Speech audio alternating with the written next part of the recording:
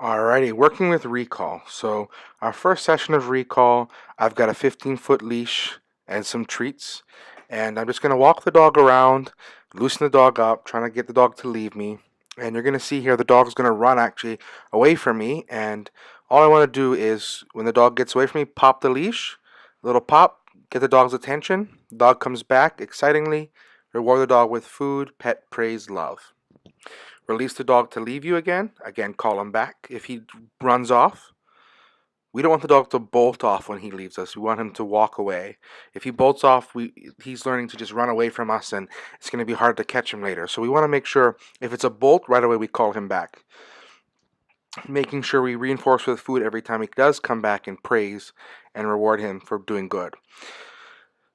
In a 5 to 10 minute session with recall, I only do 2 or 3 recalls. I have the dog come back to be 2 or 3 times.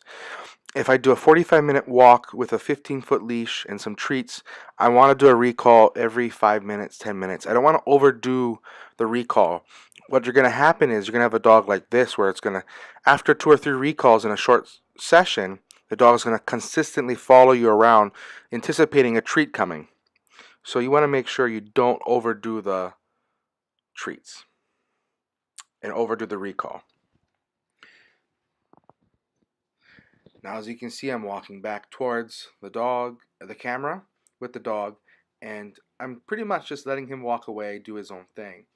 Now, I call him, I'm reeling the leash in. You can see I'm pulling the leash with my right hand and just sliding it out. You want to make sure you pull that leash towards you when the dog's coming back. Make sure you push and pull with that leash so it doesn't get tangled. Don't just call the dog and let the leash drop to the ground. You'll have a dog that gets tangled and just become a mess. So make sure when you do call the dog back, you're pulling in that leash as you call the dog in.